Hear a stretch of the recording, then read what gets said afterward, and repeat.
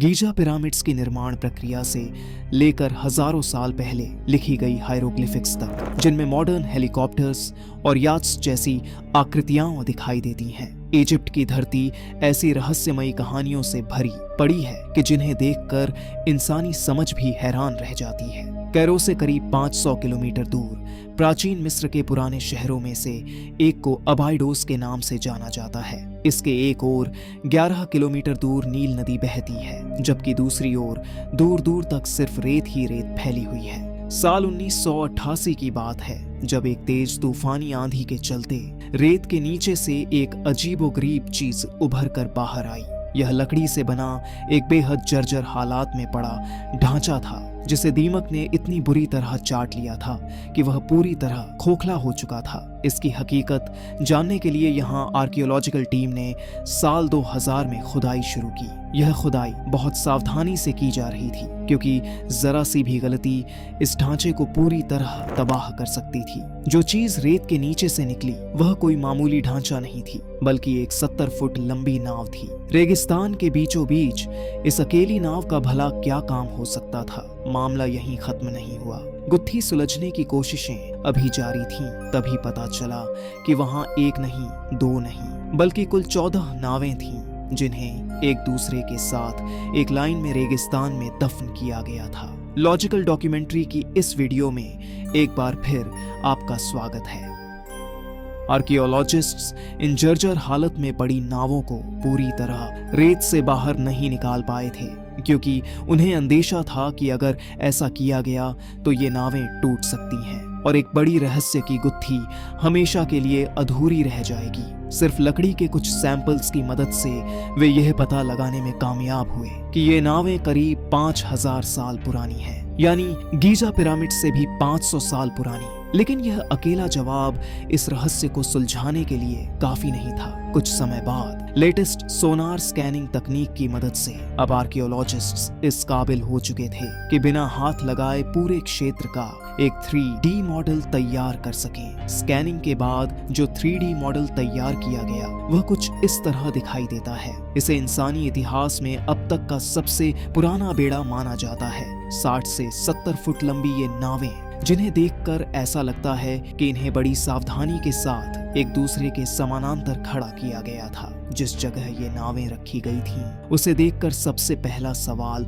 यही उठता है, क्या यह उस दौर में नील नदी का किनारा रहा होगा? मगर एक्सपर्ट्स ने इस संभावना को तुरंत खारिज कर दिया, क्योंकि अगर ये नावें नदी के किनारे बहकर आई होती तो ये अधूरी और बिखरी हुई स्थिति में मिलती, लेकिन ये तो एक दूसरे के बिल्कुल सीधी रेखा में खड़ी थीं, जिससे साफ जाहिर होता है कि इन्हें यहाँ जानबूझकर लाकर रखा गया था। इसके अलावा आर्कियोलॉजिस्ट्स ने आसपास के लैंडस्केप का भी बारीकी से निरीक्षण किया, लेकिन कहीं से भी यह संकेत नहीं मिला कि नील नदी कभी यहाँ से गुजरी हो। तो फिर सवाल उठता है, ये नावें आखिर किसकी थीं? और अगर ये नदी से बहकर यहाँ तक नहीं आई तो इन्हें रेगिस्तान तक लाया ही क्यों गया था? इस रहस्य से जुड़ा पहला संकेत उस वक्त मिला जब नावों के ढांचों को 3D ग्राफिक्स की मदद से दोबारा रिक्रिएट किया गया। ये कोई मामूली नावें नहीं थीं, बल्कि ये रोइंग वेसल्स थीं, जिन्हें 30 लोग मिलकर चप्पू की मदद से चलाया करते थे, ठीक उसी तरह जैसे आजकल की राफ्ट बोट्स होती हैं। अगर इनके डिजाइन पर गौर किया जाए तो लकड़ी के तख्तों को रस्सियों से जोड़ जोड़ कर बड़ी कुशलता से तैयार किया गया था। आर्कियोलॉजिस्ट्स का कहना है कि ये उस दौर में बनने वाली आम नावों से काफी अलग और कहीं ज्यादा एडवांस्ड थीं। इन नावों में लकड़ी के तख्तों को खास एंगल पर काटकर लगाया गया था और देखने से ऐसा लगता है कि इन्हें सिर्फ खूबसूरती बढ़ाने के लिए इस तरह डिजाइन किया गया था। एंशिएंट इजिप्ट में सिर्फ एक ही व्यक्ति इस तरह की खास नावें रख सकता था, और वो था इजिप्ट का किंग, यानी फेरो। सिर्फ राजा के पास ही इतनी ताकत और साधन थे कि वह उस दौर की स्टेट ऑफ द आर्ट नावों को यूं ही रेगिस्तान में छोड़ दे। मगर सवाल यह है कि इन नावों को रेगिस्तान में क्यों दफनाया गया था? अबाइडोस नावों की मिस्ट्री को सुलझाने के लिए इजिप्टोलॉजिस्ट ने आसपास के इलाके की गहराई से छानबीन शुरू की। जिस जगह ये बेड़ा दफन था, उसके पास ही मिट्टी से बने एक विशाल और ध्वस्त ढांचे के अवशेष मौजूद थे।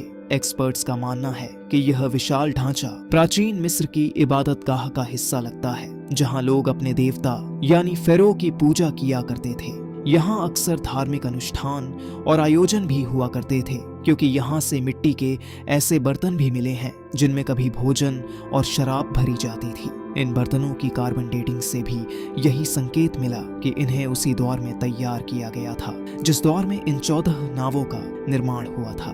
अब इजिप्टोलॉजिस्ट्स को पूरा यकीन हो गया था कि इन 14 नावों का इस ढांचे से जरूर कोई गहरा संबंध था। जब इन नावों का दोबारा बारीकी से निरीक्षण किया गया तो एक ऐसा सुराग मिला जो इस खोज में एक बड़े ब्रेक थ्रू का सबब बन गया। नावों के चारों ओर मिट्टी से बनी ईंटें पाई गईं। ये ईंटों की दीवारें बिल्कुल नावों के कर्व हिस्से के हिसाब से बनाई गई थीं, मानो इन्हें खास तौर पर इन नावों के लिए ही बनाया गया हो।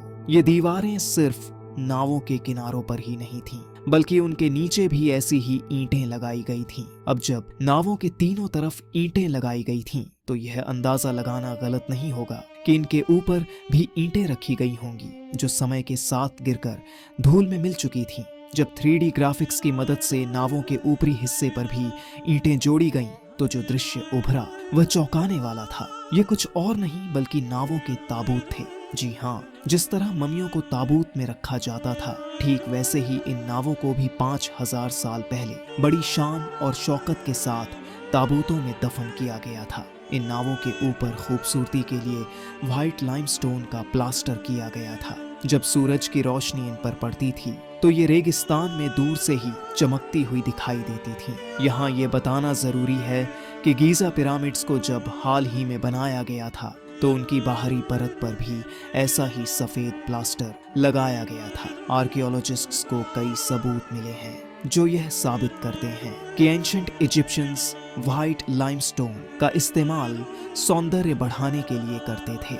व्हाइट लाइमस्टोन प्लास्टर के बाद पिरामिड्स भी रेगिस्तान में मोतियों की तरह चमकते थे। आर्कियोलॉजिस्ट्स अबाइडोस नावों की मिस्ट्री को कई सालों की मेहनत के बाद काफी हद तक सुलझा चुके थे।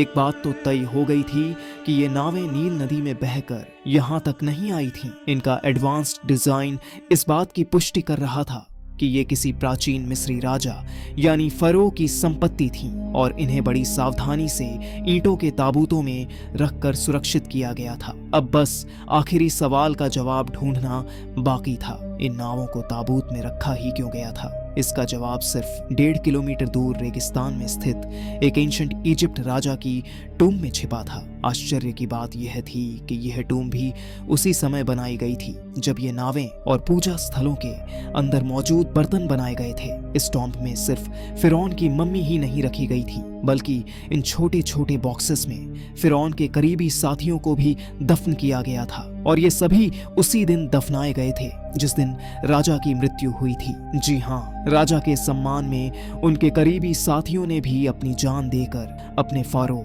अपने देवता के साथ इस दुनिया को छोड़ने का फैसला किया था। उनका मानना था कि मरने के बाद वाले सफर को आसान बनाने के लिए राजा के साथ उसकी सारी संपत्ति, उसका सामान और यहाँ तक कि उसके सेवकों को भी दफन किया जाना चाहिए। नावों को भी उसी राजा की आफ्टर लाइफ यानी मृत्यु के बाद की यात्रा को आरामदायक बनाने के लिए इतनी शान और शौकत के साथ ताबूतों में रखा गया था। यह एक ऐसी परंपरा थी जिसे बाद के मिस्री फिरौनों की टूम्स में भी देखा जा चुका है। हालांकि ज्यादातर फिरौनों की कब्रों को लुटेरों ने लूट लिया और कई अब भी शायद रेत के नीचे कहीं छिपी हुई हैं। 1922 में वैली ऑफ द किंग्स में जमीन से कई फुट नीचे किंग तुतनखमुन की कब्र खोजी गई थी जो किसी तरह लुटेरों से बच निकली थी। इस कब्र में राजा का पूरा खजाना और सारा सामान बिल्कुल सही सलामत और अनटच्ड स्थिति में मौजूद था। इस खजाने में 35 नावों के मॉडल्स भी पाए गए थे